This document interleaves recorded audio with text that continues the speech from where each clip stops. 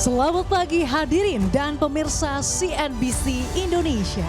Selamat datang dalam Green Economic Forum 2023 bersama saya Andi Shalini atau Sasa.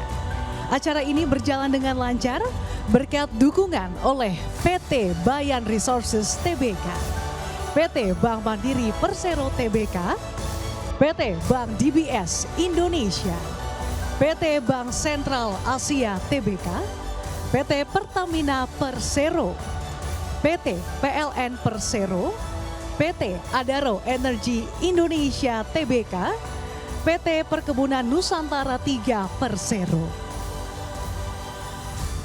Hadirin dan pemirsa, seperti kita ketahui Indonesia adalah negara yang kaya akan sumber daya alam. Namun di sisi lain juga memiliki masalah lingkungan yang cukup serius. Oleh karena itu perkembangan energi hijau dan juga energi yang ramah lingkungan ini menjadi sangat penting bagi masa depan Indonesia.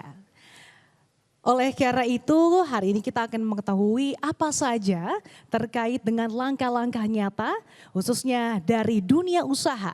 Dan juga seperti apa tindakan nyata dari pemerintah Indonesia untuk mempromosikan pemanfaatan energi hijau.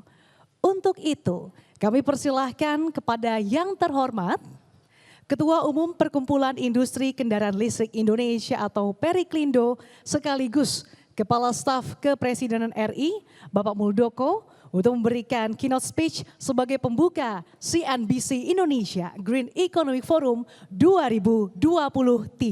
Kepada Bapak Muldoko kami persilahkan.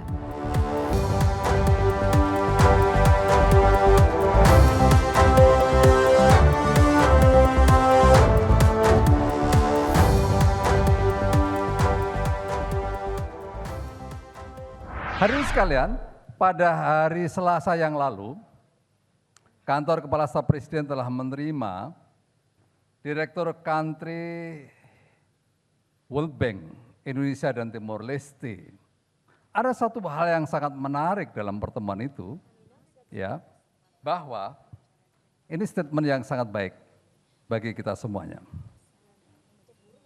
Tren ke depan pertumbuhan ekonomi sebuah negara sangat ditentukan oleh komitmen negara tersebut atas green economy. Itu. Jadi pertumbuhan suatu negara, pertumbuhan ekonomi sebuah negara sangat ditentukan oleh komitmen pemerintahan itu atas green economy. Dan dinyatakan bahwa Indonesia itu sudah on the track dalam konteks itu. Ini sungguh menarik, tepuk tangan dulu dong. Nah, saya akan urai ini on the track-nya seperti apa. Jadi mohon maaf ini saya berbicara dulu sebagai Kepala Staf Presiden ya. Nah, nanti baru sebagai Ketua Periklindo. Hadirin sekalian, Indonesia telah menunjukkan komitmen yang sangat kuat dalam konteks green hijau, green economic ini ya. Bagaimana transformasi ekonomi menuju ekonomi hijau dijalankan secara nyata oleh Bapak Presiden Joko Widodo ini. Nah, nanti akan terlihat apa nyatanya itu. Berbagai kebijakan pemerintah diantaranya yang berkaitan dengan pemulihan lahan yang rusak.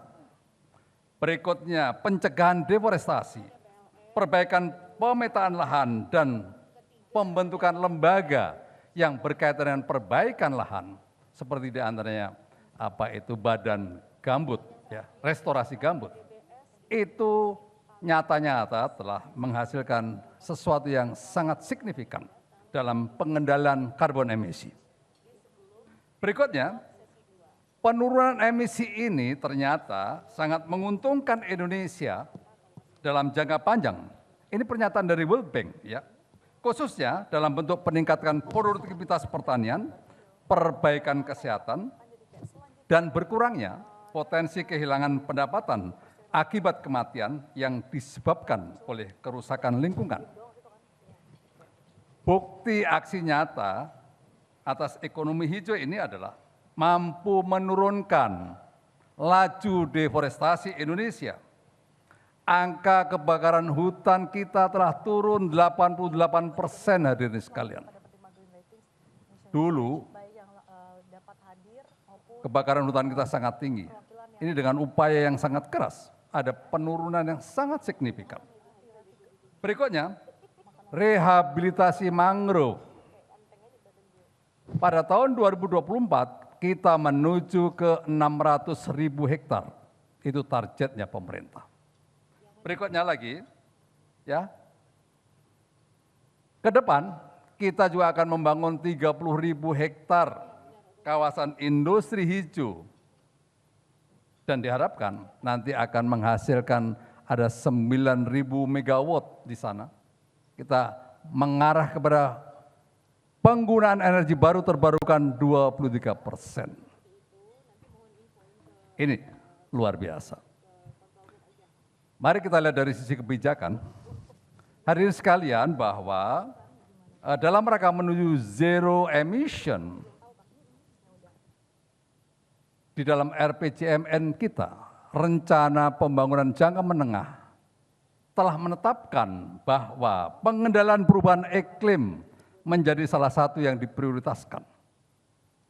Dan Indonesia juga sangat komit bahwa Indonesia telah meratifikasi Undang-Undang Nomor 16 Tahun 2016 tentang pengesahan Paris Agreement yang merupakan konvensi untuk menghadapi perubahan iklim dunia.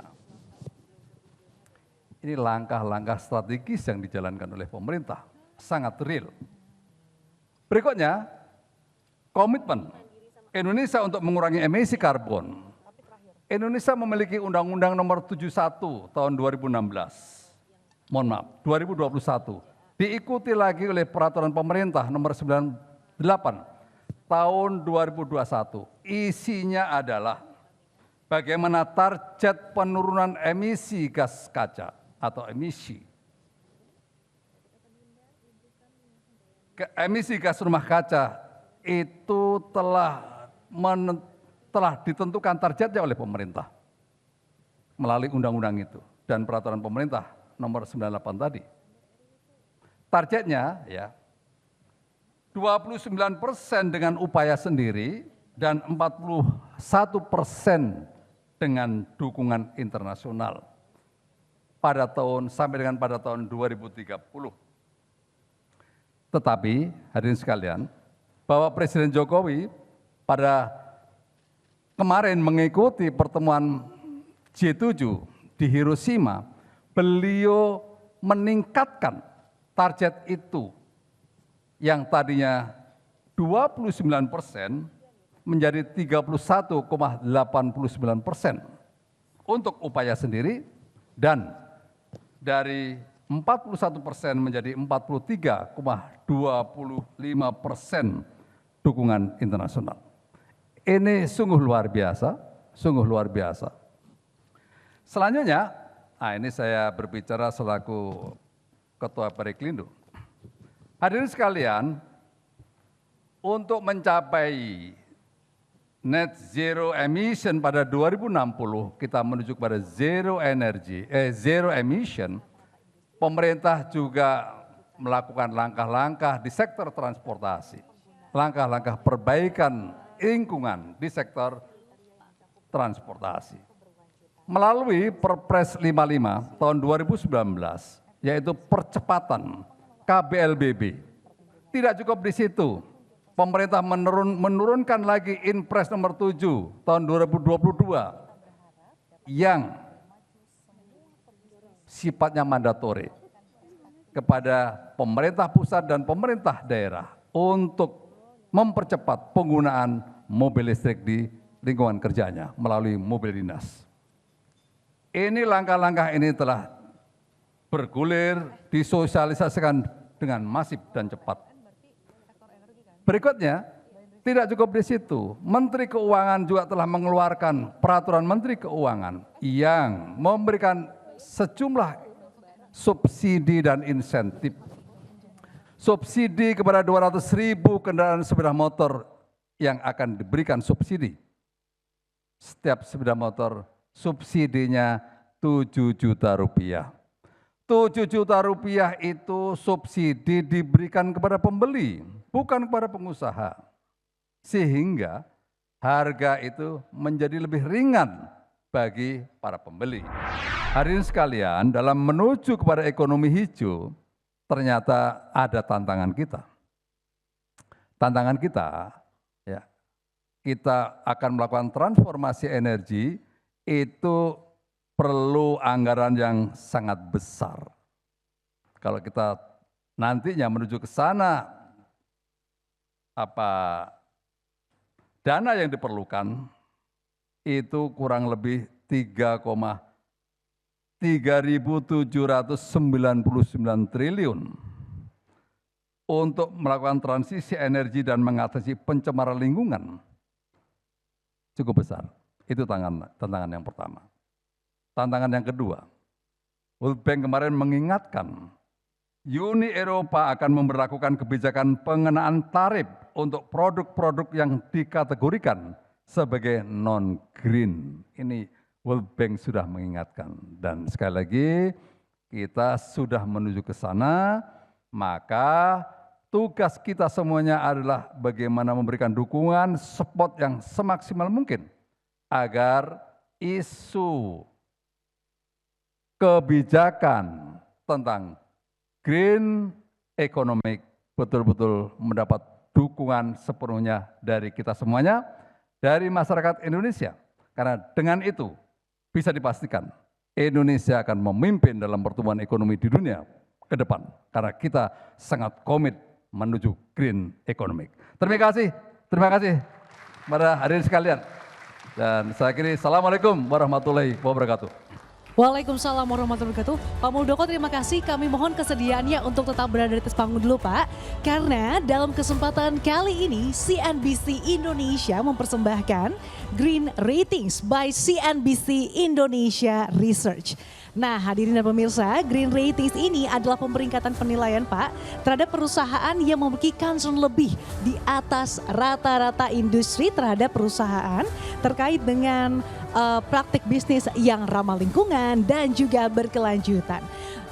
Hal ini melibatkan penggunaan indikator dan juga kriteria yang mencakup berbagai aspek keberlanjutan seperti efisiensi energi, pengelolaan limbah, perlindungan alam, tanggung jawab sosial perusahaan, pembiayaan dan juga sebagainya. Dengan pemeringkatan ini kita berharap dapat mendorong dan juga memacu semua pebisnis untuk dapat menerapkan dan juga menempatkan perspektif bisnis hijau dalam kerangka yang lebih luas lagi. Tanpa berlama-lama langsung saja, Green Ratings 2023 by CNBC Indonesia Research untuk sektor energi. PT PLN Persero. Kami persilakan untuk perwakilan PT PLN untuk naik ke atas panggung.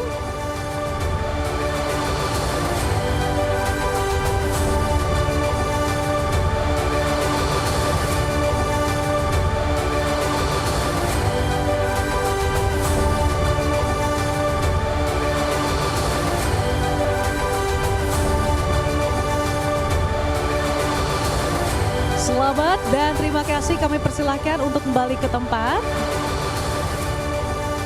Kita berikan tepuk tangan yang meriah untuk PT PLN Persero. Kita berikan tepuk tangan yang meriah untuk Green Economic Forum.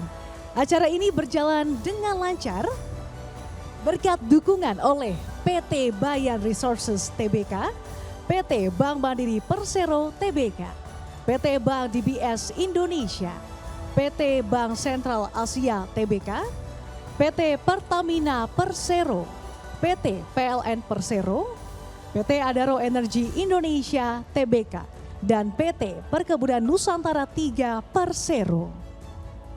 Hadirin dan juga pemirsa, Green Economic Forum kali ini mengambil tema Drive the Eco-Friendly Green Energy Revolution. Revolusi menuju energi hijau perlahan mulai hadir dalam keseharian kita. Mulai dari kendaraan listrik yang mengambil anjang-anjang sebagai pengganti kendaraan berbahan bakar minyak. Nah, salah satu contoh revolusi energi ini tentunya akan mengubah bisnis di masa depan. Lalu seperti apa sektor swasta dan juga tambang dalam menyikapi dan juga beradaptasi dalam hal ini? Kita akan bahas secara lengkap dalam sesi diskusi yang pertama yang akan dipandu oleh rekan saya, Syarifah Rahma. Silakan Iva.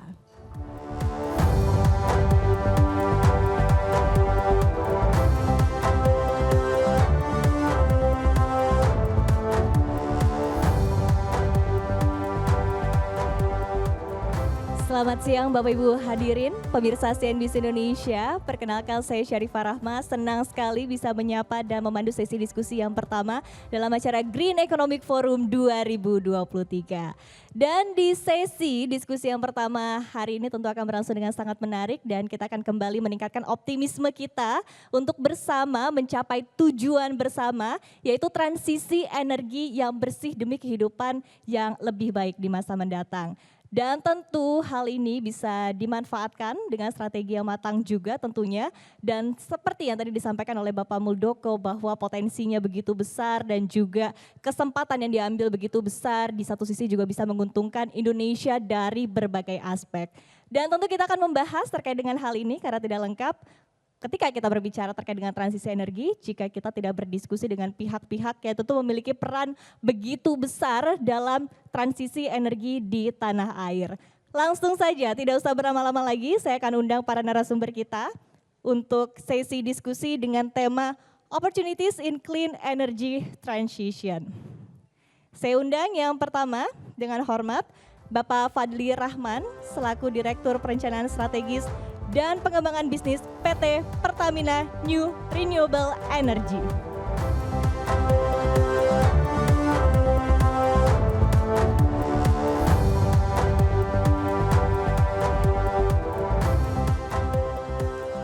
Baik, kami undang untuk narasumber yang kedua dengan hormat Ibu Kamia Handayani selaku Eksekutif Vice President of Energy Transition and Sustainability PT PLN Persero.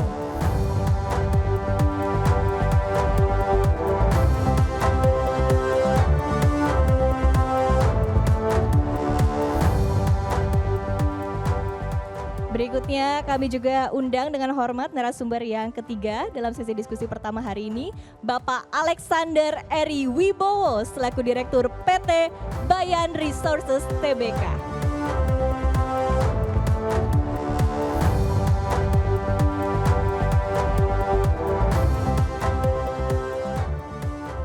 Baik, kita sapa dulu narasumber kita yang luar biasa pada sesi diskusi hari ini dengan tema Opportunities in Clean Energy Transition. Dan tentu kita akan membahasnya seperti apa strategi yang sudah disiapkan tentunya untuk mencapai transisi energi dan juga tantangan yang dihadapi.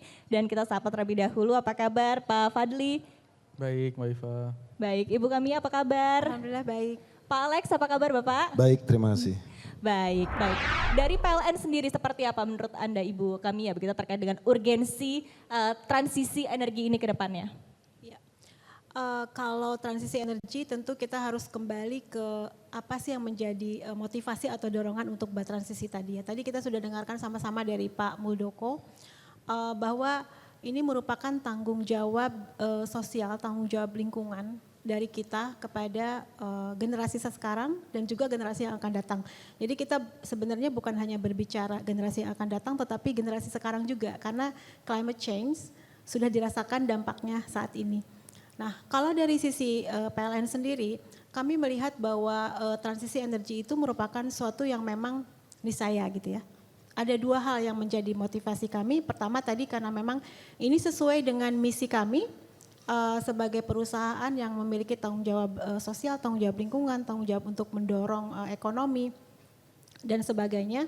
Kemudian yang kedua adalah ini adalah opportunities. Jadi mungkin kita lihat di judul di depan ya, ini adalah kesempatan kita bahwa sebenarnya transisi energi ini kesempatan bagi PLN dan juga saya rasa bagi seluruh bagi perusahaan-perusahaan lain di Indonesia maupun global untuk bisa tumbuh dan berkelanjutan gitu. Kemudian hal lainnya adalah dampak dari perubahan iklim, dampak dari krisis iklim ini juga dirasakan sendiri oleh PLN. Saya rasa mungkin oleh industri lain juga. Seperti contoh ketika kita ada sekarang kan sering terjadi cuaca ekstrim yang frekuensinya semakin sering, kemudian intensitasnya juga semakin tinggi, yang menurut para peneliti itu disebabkan oleh climate change. Nah, cuaca ekstrim ini sangat berpengaruh terhadap proses bisnis di PLN itu sendiri, di sektor energi juga ya. Seperti misalnya ketika terjadi di beberapa waktu 2 tahun yang lalu ya, badai Seroja, badai tropis yang pertama kali di Indonesia, itu meluluhlantahkan jaringan distribusi PLN di sana, sehingga PLN harus melakukan investasi kembali untuk membangun jaringan tersebut.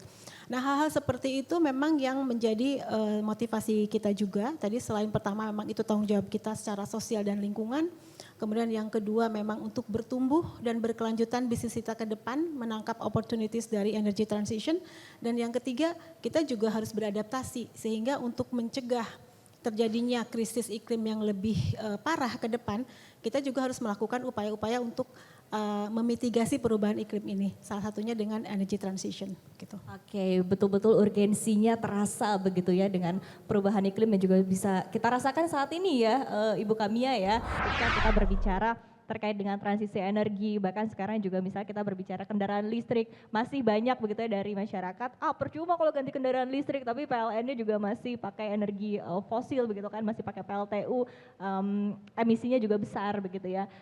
Tapi pasti dari PLN juga kita ketahui sudah ada begitu ya transisi energi ke depannya, upaya-upaya untuk mengurangi PLTU juga begitu. Seperti apa sebetulnya Ibu Kamia? Betul, memang kita melakukan transisi itu ada 2 hal ya. Yang pertama kita bertransisi dari high carbon power generation ke lower carbon power generations.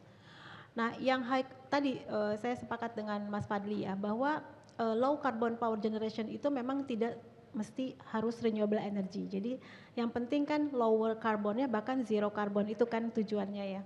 Nah, untuk yang tadi untuk mengadres pertanyaan terkait dengan PLTU batubara yang saat ini memang masih lebih dari 60% fuel mix dari electricity nasional itu masih dari batubara. Bagaimana kita mengurangi atau melakukan dekarbonisasi dari batubara? Yang pertama adalah kita dari sisi perencanaannya terlebih dahulu. Jadi RUPTL 2021-2030 kita klaim bahwa itu memang sebagai the greenest RUPTL. Jadi RUPTL atau rencana usaha penyediaan tenaga listrik yang terhijau sepanjang sejarah. Jadi di situ kami sudah mengurangi sebesar 13,3 gigawatt PLTU batubara yang sebelumnya kita rencanakan ada menjadi kami hilangkan dan diganti dengan energi terbarukan. Jadi 51% dari kapasitas yang akan dibangun di RUPTL itu adalah energi baru dan terbarukan. Sisanya adalah masih ada batubara yang memang sudah dalam pipeline ya. Jadi PLTU batubara yang sudah dalam pipeline itu tetap dilanjutkan karena kita sudah berkontrak dengan pihak lain untuk menjalankan hal tersebut. Kemudian kami juga berkomitmen memang tidak akan membangun PLTU batubara baru, jadi tidak berkomitmen untuk membangun PLTU batubara baru, hanya tadi yang sudah ada di dalam pipeline RUPTL. Kemudian bagaimana dengan PLTU existing? Jadi PLTU yang sudah ada, yang sudah beroperasi, bagaimana kita melakukan dekarbonisasi di situ? Nah, kami sudah melakukan dari sejak 2020 uji coba co-firing. Jadi kita lakukan co-firing dengan menggunakan biomass atau biomasa, dan sudah mulai diimplementasikan secara komersil ya, sudah bukan uji coba lagi sejak 2021 dan sampai 2022 ini sudah dilakukan co-firing di sejumlah 37 lokasi pembangkit dan targetnya 2025 kita ingin melakukan di 52 pembangkit. Sampai saat ini dari implementasi co-firing kita sudah berhasil menurunkan emisi 1,1 juta ton. Sementara kalau dari pembatalan 13,3 GW itu emisi yang dikurangi itu udah ratusan juta ton. Karena kan kita mencegah dibangunnya PLTU baru yang akan beroperasi selama 30 tahun, ini sama sekali kita cegah gitu. Jadi memang udah hitungannya sudah hampir miliar ton ya kalau berbicara PLTU skala 13,3 gigawatt dibatalkan gitu ya di RUPTL. Kemudian tadi saya ingin sedikit mengadres juga, merespon juga mengenai mobil listrik tetapi masih menggunakan listrik yang sumbernya tidak semuanya dari EBT. Jadi di Indonesia itu kan kita tahu sendiri bahwa listrik itu di-generate di pusat pembangkit, kemudian disalurkan melalui jaringan transmisi, kemudian ada jaringan distribusi, baru ke rumah-rumah. Jadi ketika kita sudah berbicara grid, kita mencolokkan listrik di rumah itu sudah campuran, Mbak. Jadi bukan hanya PLTU batubara, tetapi di situ sudah ada listrik dari gas, kemudian dari air, dari geothermal. Karena kita juga sekitar 13% dari bauran energi nasional itu berasal dari energi terbarukan. Sehingga kalau dihitung dengan metodologi yang memang metodologi dari IPCC ya, dari Intergovernmental Panel on Climate Change, dan ini dihitung oleh KASDM dan dipublikasikan di dalam websitenya KASDM, grid emission factor itu misalnya saya contohkan di Jawa, karena kan kita gridnya macam-macam ya, ada Jawa, ada Sumatera, Kalimantan. Untuk grid emission factor di Jawa itu sekitar 0,8 kilogram per kilowatt hour. Jadi kalau kita menggunakan 1 kWh listrik itu emisinya sekitar 0,8 kilogram. Nah karena kendaraan listrik itu sangat efisien, jadi untuk kilometer yang sama dia akan membutuhkan kWh akan membutuhkan energi lebih sedikit dibandingkan dengan energi primernya lebih sedikit dibandingkan dengan menggunakan kalau kita menggunakan BBM gitu. Sehingga ujung-ujungnya adalah tetap terjadi pengurangan emisi. Nah, dari gas buangnya ya. Emisi gas buang udah pasti karena kan tidak ada lagi karbon monoksida dan lain-lain. Tetapi dari sisi emisi karbonnya karena di listrik itu yang dikeluarkan sekitar 0,8 kg per kWh, tetapi 1 kWh itu bisa 10 km gitu. Jika dibandingkan dengan efisiensi dari BBM itu akan mengurangi emisi karbonnya sekitar 40-50%. Jadi dengan grid emission factor yang saat ini di 0,8 kg per kilowatt hour sudah terjadi pengurangan emisi karbon dari menggunakan kendaraan listrik. Kalau emisi konvensionalnya udah pasti ya, polutannya kita udah pasti nggak ada.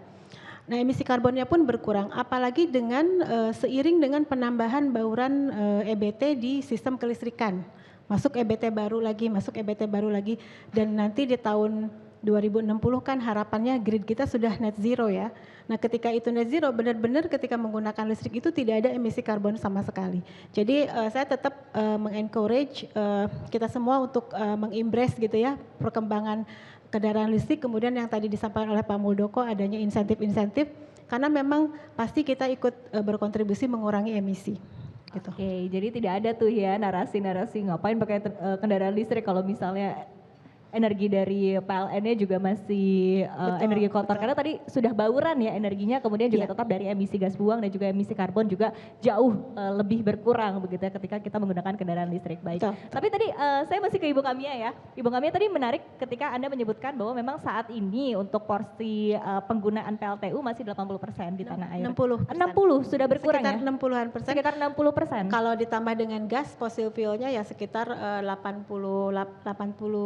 87% dengan gas ya, gas dan BBM. Ya. Oke, berarti kurang lebih untuk energi baru terbarukan sekitar 20% ya saat ini ya? 13%. 13%, oke. Mungkin bisa diceritakan juga seberapa reliable sih sebetulnya dari 13% ini sendiri dari penggunaan EBT sendiri begitu. Karena kalau kita berbicara PLTU porsinya saat ini jauh lebih besar karena memang kita ketahui batu bara sumber energi yang murah kemudian juga yang sangat bisa diandalkan begitu. Tapi ketika kita berbicara EBT seberapa bisa diandalkan kita bandingkan dengan fosil ataupun juga batu bara, Ibu Kamia?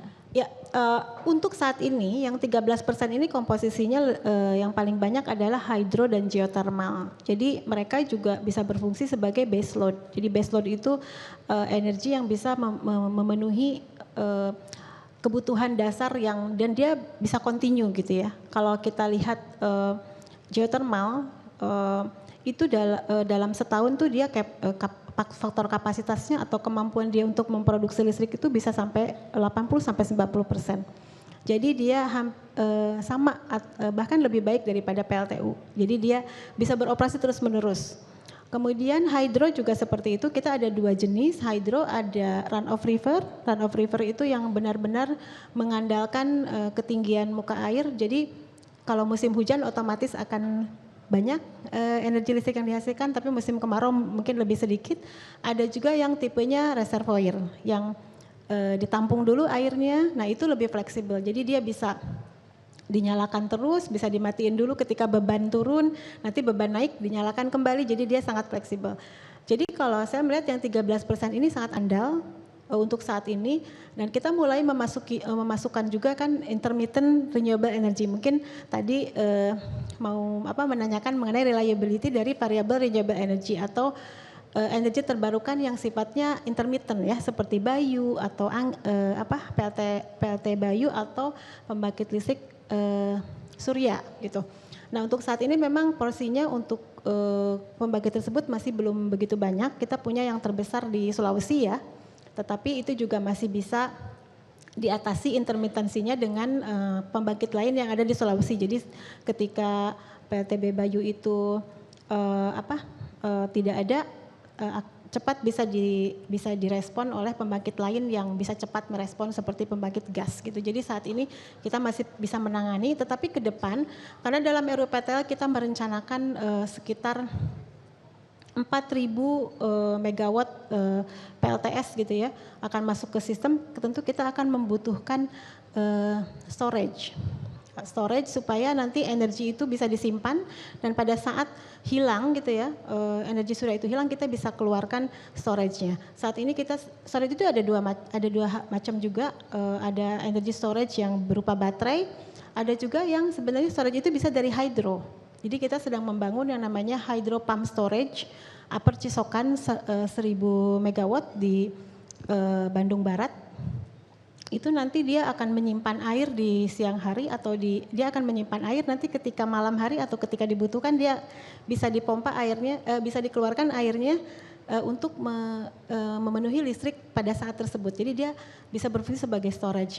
Kemudian dari sisi pengoperasian sistem, jadi kalau kita bayangkan ya berbagai macam pembangkit harus disesuaikan dengan kondisi demand atau konsumsi listrik di pelanggan, itu ada kita namanya dispatch center atau control center yang pusatnya di Gandul untuk Jawa Bali. Mereka akan terus memantau seberapa banyak beban saat ini, kemudian dilihat ada yang namanya frekuensi. Kita harus mempertahankan frekuensi di 50 Hz. Nah frekuensi ini apabila jatuh itu bisa terjadi blackout, nah itu yang sangat kita hindari. Nah, untuk menjaga frekuensi itu maka harus seimbang terus antara supply dengan demand. Untuk itu karena nanti akan lebih banyak intermittent yang masuk gitu ya dengan masuknya PLTS, PLTB, maka control center ini pun harus dimodernisasi. Jadi harus bisa memprediksi cuaca juga gitu. Nanti akan banyak hari ini seperti apa nih, hujan atau mataharinya seperti apa. Nah makanya kita sedang memodernisasi control center kita istilahkan advanced control center. Nah ini sedang dalam proses procurement gitu ya, harapannya tahun 2024 atau 2025 control center kita di Jawa Bali sudah modern dan siap untuk mengoperasikan sistem yang banyak masuk variabel renewable energy tadi. Gitu. Oke, tapi intinya tadi untuk new renewable energy memang bisa diandalkan ya. Untuk saat ini 13% masih aman. Bisa diandalkan dan tadi juga sebetulnya sudah banyak begitu ya teknologi baru yang bisa tadi membuat EBT ini juga jauh lebih bisa diandalkan ke depannya begitu ya. Baik Ibu kami ya. Terkait dengan roadmap ya untuk tiap-tiap baik dari Pertamina, PLN dan juga Bayan begitu ya ke depannya dalam upaya untuk mencapai transisi energi. Kemudian saya akan ke Ibu kami ya terlebih dahulu. Mungkin ada yang ingin Anda sampaikan begitu Ibu kami terkait dengan tadi ya topik yang kita bahas adalah diversifikasi energi ke depannya. Ini juga penting ya untuk kita bisa mempertahankan kekuatan energi kita ataupun juga daya tahan energi kita ke depannya. Seperti apa Ibu? Ya, baik. Jadi dalam konteks Indonesia yang memang kita kaya akan sumber energi ya, baik itu energi fosil maupun energi terbarukan, tentu penting untuk bisa melakukan diversifikasi energi. Karena sebenarnya ada 3 hal yang harus kita perhatikan dalam penyediaan energi. Yang pertama aspek reliability, bahwa energi ini harus bisa memenuhi kebutuhan secara andal gitu ya. Kemudian yang kedua adalah aspek affordability, bahwa ini harus terjangkau oleh seluruh masyarakat Indonesia. Dan yang ketiga adalah aspek environmental sustainability. Jadi environmental and social sustainability, bahwa memang penyediaan energi ini juga harus memperhatikan bagaimana keberlanjutan lingkungan dan sosial saat ini dan ke depan. Jadi kalau berbicara diversifikasi energi, kita memiliki, kita kaya akan batu bara gitu ya, kita juga memiliki gas reserve, kita juga memiliki minyak, kita memiliki kandungan potensi geothermal terbesar kedua di dunia, hydro kita 76 gigawatt potensial, jadi kita punya semua. Jadi kalau kita punya semua, kenapa kita tidak memanfaatkan semua? Lalu bagaimana dengan target net zero emissions?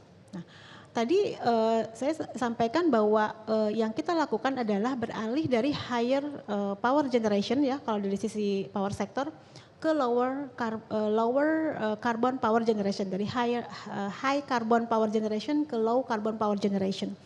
Low carbon power generation itu banyak gitu.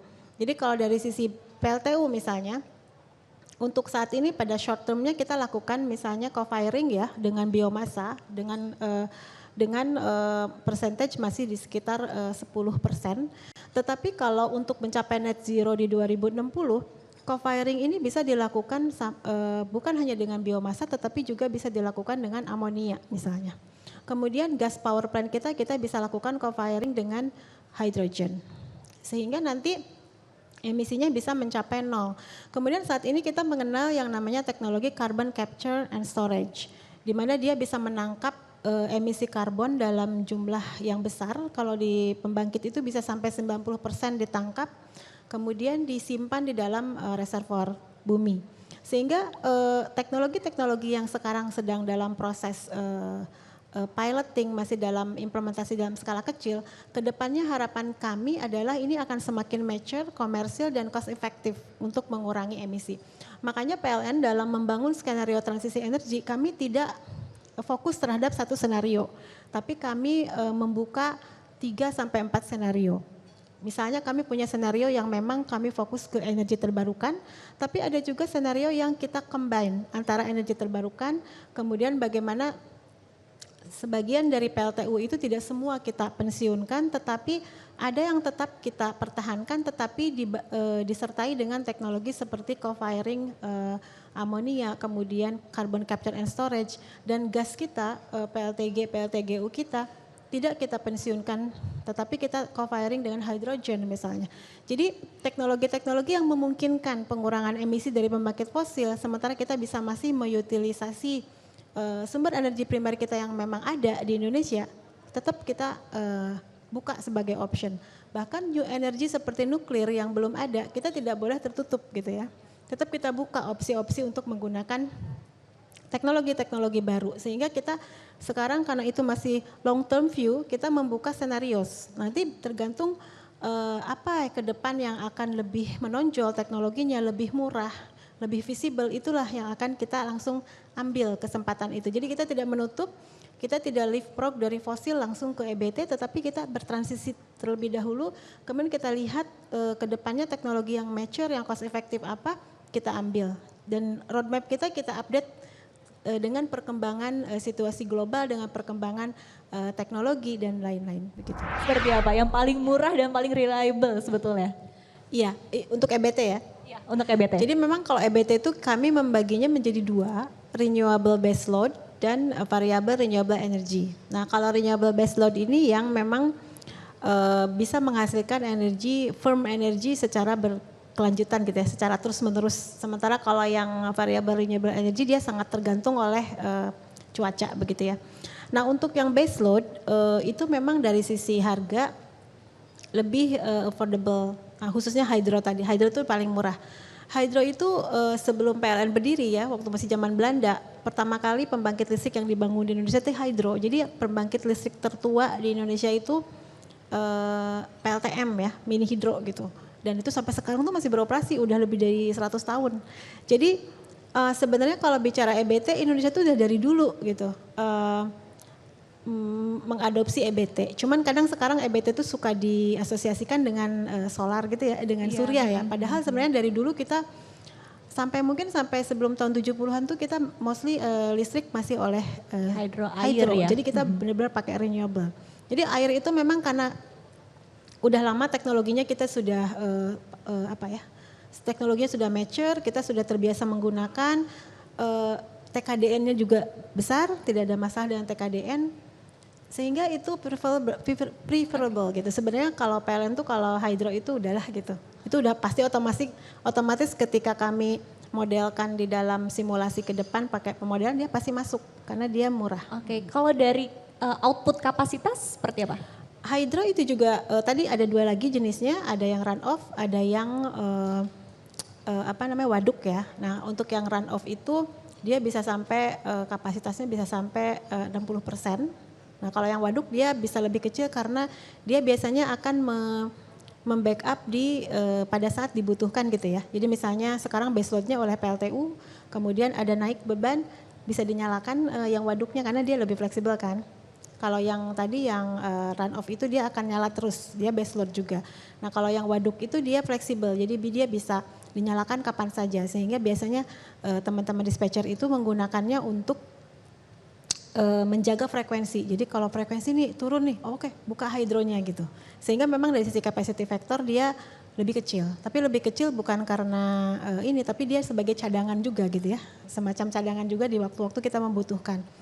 Jadi hydro secara capacity factor juga tinggi, geothermal memang paling tinggi capacity factornya. Tapi geothermal ini dari sisi pricing dia sangat tergantung lokasi ya. Karena kan risknya di masing-masing beda. Jadi ada yang murah, ada yang tinggi, jadi tergantung ini ya. Oke, kalau untuk lokasi sendiri ini sekalian ya Ibu Kamia ya, kalau untuk lokasi sendiri sebetulnya yang mana sih daerah-daerah mana saja yang memang fokusnya lebih cocok ke geothermal, lebih cocok ke hydro, seperti apa? Nah, satu lagi karakter dari renewable itu adalah dia location base. Jadi maksudnya dia ada di mana, di situ dia dibangun gitu kan ya. Kalau untuk sekitar Jakarta deh, nggak usah jauh-jauh Bu Kamia. Sekitar Jakarta nih kira-kira yang paling cocok begitu untuk EBT sendiri apa? Nah listrik di Jakarta ini banyak disupport oleh PLTA di Jawa Barat ya. Ada Cirata, kita punya Saguling, Cirata itu memasok ibu kota gitu. Kalau yang lokasi di Jakarta memang saat ini lebih banyak PLTGU ya. Yang ada di Muara Tawar, Muara Karang. Itu pembangkit listrik tenaga gas dan uap. Tetapi untuk EBT-nya memang dipasok dari Jawa Barat saat ini dari hydro power plant. Kita akan masuk ke dalam sesi questions and answers. Kita akan memberikan kesempatan bagi Bapak Ibu hadirin yang ada di sini untuk bertanya langsung dengan para narasumber kita. Boleh tolong sebutkan nama dan juga pertanyaan ditujukan kepada siapa? Baik.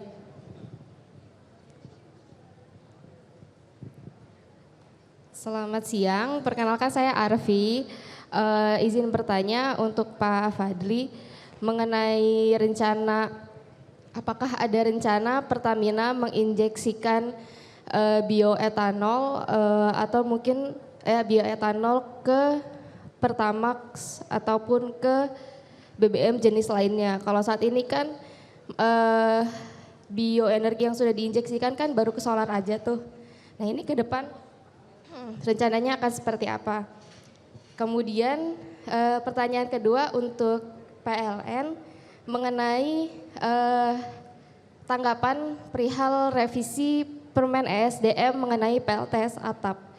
Ini akan seperti apa dampaknya bagi PLN ke depannya karena kan ini menjadi suatu langkah pemerintah untuk melindungi PLN dari kerugian. Nah, ini akan seperti apa dampaknya dan apakah PLN akan mendorong anak usahanya Icon Plus untuk semakin meningkatkan bisnisnya di PLTS khususnya mungkin untuk industri karena kan nanti dalam revisi tersebut juga ada sistem kuota yang ditentukan oleh IUPTLU yakni PLN sendiri. Nah itu nanti ke depannya kayak gimana? Terima kasih. Oke baik, terima kasih Mbak Arfi ya. Baik, terima kasih. Tadi pertanyaannya terkait dengan tadi ya permen untuk PLTS atap seperti apa Bu? Ya, Terima kasih Mbak Evi atas pertanyaannya dan juga memiliki pemahaman yang baik ya tentang proses bisnis PLN gitu sampai dengan mengetahui Icon Plus itu bergerak di beyond electricity. Terima kasih. Jadi kalau kami sebagai operator tentu mendukung dan mengikuti apa yang menjadi kebijakan atau regulasi yang ditetapkan oleh pemerintah. Saya rasa mungkin apa yang dilakukan pemerintah ini adalah dalam rangka melakukan balancing tadi ya antara aspek affordability, reliability dan sustainability. Jadi bagaimana caranya ketiga aspek ini bisa tetap seimbang dari sisi keandalannya, kemudian dari sisi bahwa ini harus terjangkau dan juga dari sisi bahwa ini harus memenuhi sustainability atau bagaimana bisa memperbaiki kondisi lingkungan kita saat ini dan ke depan. Dari sisi PLN sendiri memang benar tahun lalu 2022 kami melakukan transformasi organisasi di mana yang salah satu yang kami lakukan adalah pembentukan subholding yang bernama Icon Plus, di mana Icon Plus ini bergerak dalam beyond kilowatt hour ya atau beyond electricity. Jadi proses bisnisnya itu bukan jualan listrik gitu, tetapi proses bisnis lain yang bisa menghasilkan revenue tapi di luar penjualan listrik. Nah, salah satunya tadi terkait dengan skema PLTS atap juga menjadi bagian dari proses bisnis di Icon. Dan itu memang saat ini Icon sedang terus melakukan berbagai kajian, kemudian proof of concept gitu, inovasi untuk bisa bagaimana bisnis ini bisa sustainable. Jadi tidak hanya bisa dilakukan tetapi ternyata tidak sustainable ke depannya gitu ya, tetapi suatu bisnis model yang sustainable dan juga menguntungkan semua pihak. Dan Icon Plus juga tentu membuka kolaborasi dengan strategic partners yang lain ya dalam melakukan bisnis model seperti ini. Mungkin itu. Oke, baik. Terima kasih Bu Kamia. Semoga terjawab ya untuk tadi Arfi penanya pertama. Terima kasih kepada penanya dan juga Pak Fadli dan juga Bu Kamia. Berikutnya kita buka untuk penanya kedua. Baik, kami persilahkan. Oke, boleh tolong sekali lagi disebutkan nama dan juga ditujukan kepada siapa pertanyaannya. Baik, terima kasih. Perkenalkan nama saya Stefanus, saya dari Huayu Indonesia. Dan pertanyaan saya akan tujukan kepada Bu Kamia. Jadi karena industri kami itu bergerak di industri nikel untuk pembuatan bahan baku baterai mobil listrik EV. Terus area operasi kami itu kan adanya di Sulawesi dan Maluku ya Bu. Dan kita juga sudah sempat bekerja sama dengan PLN dalam hal ini untuk penyediaan green electricity melalui skema green electricity certification. Namun bagaimana sampai saat ini support dari PLN untuk area non Jawa Bali ya, kalau kita ngomong dalam hal ini dalam rangka mendukung penggunaan energi hijau. Artinya cukupkah suplai energi hijau untuk kita gunakan di area Indonesia Timur dengan sumber daya alam yang ada sejauh ini. Dan juga untuk pengolahan industri nikel yang lebih hijau di Indonesia. Thank you Bu. Oke baik, terima kasih Pak Stefanus atas pertanyaannya. Tadi sudah disinggung sedikit untuk daerah Jakarta dan sekitarnya begitu Bu Kamia. Ini pertanyaannya untuk tadi daerah Sulawesi Selatan dan juga Maluku begitu, utamanya juga untuk industri tadi untuk bahan baku nikel sendiri. Seperti apa untuk penyediaan green electricity area non Jawa Bali Bu Kamia? Baik. Terima kasih banyak Pak Stefanus atas pertanyaannya, sangat bagus ya. Jadi memang untuk industri nikel ini kebanyakan memang tidak di Jawa tetapi di luar Jawa dan Sulawesi termasuk salah satu yang menjadi banyak ya, di situ ada beberapa industri. Mungkin perlu kami sampaikan bahwa saat ini kami sedang melakukan revisi atas RUPTL 2021-2030 di mana memang kami sudah mengcapture adanya demand listrik dari industri-industri termasuk industri nikel gitu ya. Di Sulawesi itu juga sudah masuk ke dalam perencanaan kami untuk merevisi RUPTL. Dan di PLN sendiri ada tim tersendiri yang bekerja secara kontinu untuk mengadres additional demand ini. Jadi di atas RUPTL yang ada ini ada additional demand dan Sulawesi dan Kalimantan ya, Sulawesi dan Sumatera itu termasuk yang memang demand-nya sangat tinggi. Nah di Sulawesi sendiri kalau kita lihat kami sudah petakan gitu potensi EBT yang ada di Sulawesi itu kita melihat ada hydro sebesar sekitar 3 gigawatt. Tetapi hydro ini 3 gigawatt ini tersebar ya. Jadi bukan di satu lokasi kita bisa menghasilkan 3 gigawatt tetapi tersebar di banyak lokasi. Sehingga PR-nya untuk kami adalah bagaimana mengkoneksikan itu karena ternyata lokasinya ada di sebelah sini, industrinya ada di sebelah sini. Kalau kita lihat kakinya Sulawesi itu ya, potensi PLTA-nya di sini gitu, yang mintanya di sini. Sehingga yang menjadi PR kami adalah bagaimana kami membangun, kami beri istilah Green Enabling Transmission Line gitu.